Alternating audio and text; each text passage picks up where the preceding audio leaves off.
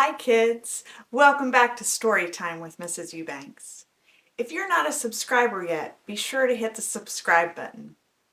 Today I'm going to be reading with you a beautiful tale about Easter, titled The Bunny Who Found Easter. This book was written by Charlotte Zolotow and illustrated by Helen Craig. I hope you enjoy it. One day, a little bunny woke up from a long nap, alone under a tall elm tree. He heard the silence of the woods around him and wanted other rabbits like himself for company. "Can you tell me where I will find other rabbits?" he asked a sleepy old owl in the elm tree. "Other rabbits?" said the owl. "Why, there are always rabbits at Easter." "Where is Easter?" asked the little bunny eagerly. But the old owl had dozed off to sleep again in the bright sun. "It must be some place to the east," thought the bunny, and he set off searching. It was a hot summer day. The leaves in the trees stood as still as a painting against the blue sky.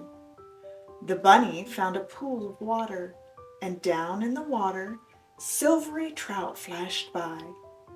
But there were no bunnies about. "Then this can't be Easter," he thought, and went on his way. He came to a field full of daisies.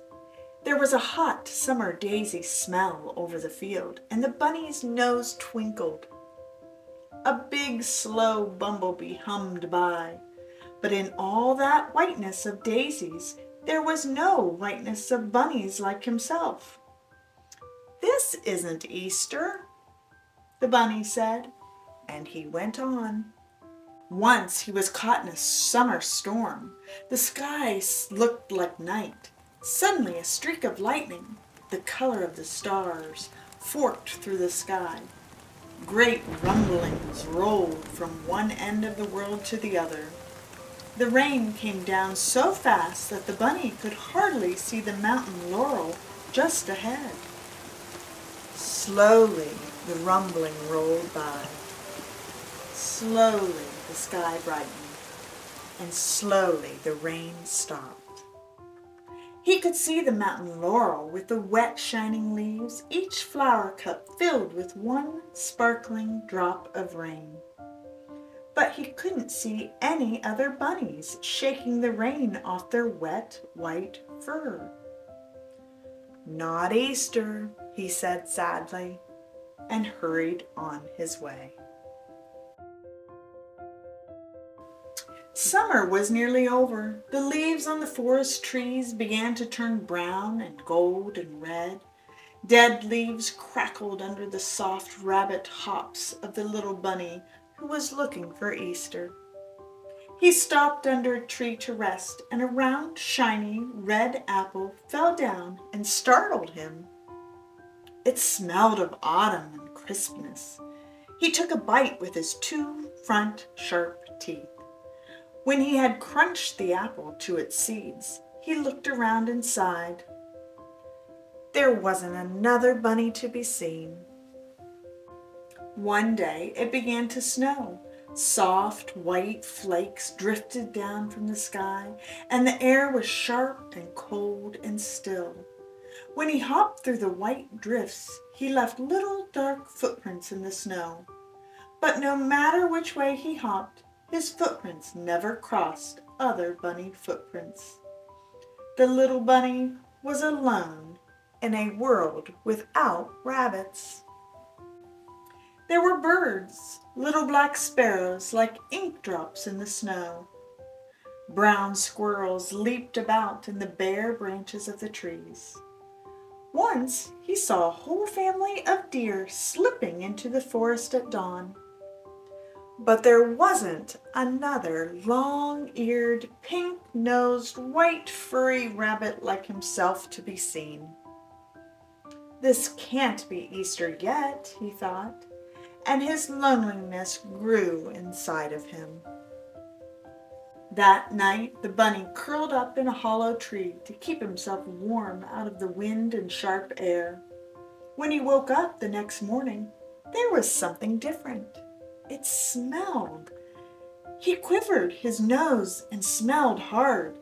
It smelled of greenness and warm, soft sunlight. The little bunny felt sure he would come to Easter soon.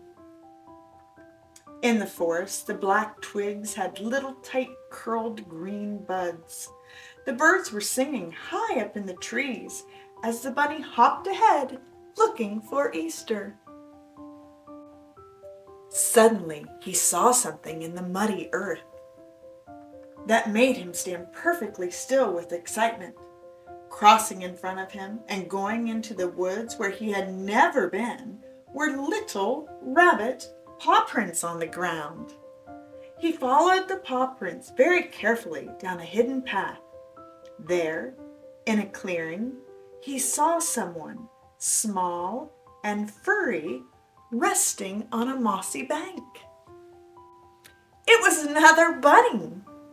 She had brown fur. She had long ears like himself and eager bright eyes like himself. The little bunny was so happy to find her, he completely forgot about Easter.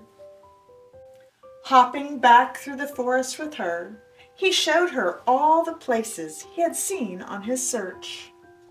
At last they came to the tall elm tree where he had first awakened to find himself alone. But now his loneliness was gone. The two bunnies were very happy together. Soon they had a whole family of little rabbits, tiny, soft, sleepy things with long, sweet ears and small, wet noses. The bunny's heart throbbed with happiness at this wonderful, earth-smelling, sunlit, bunny-filled world. "Aha!" said the old owl when he saw the bunny's family. "Didn't I tell you so? At Easter time, there are always rabbits." The bunny felt his little bunnies around him and the earth blooming beyond them and all things growing. And he understood at last that Easter was not a place after all, but a time when everything lovely begins once again. I hope you enjoyed this book today with me, titled The Bunny Who Found Easter by Charlotte Zolotow. Go out and support this author by purchasing this book. Be sure to subscribe. Until next time, keep reading. We'll see you tomorrow.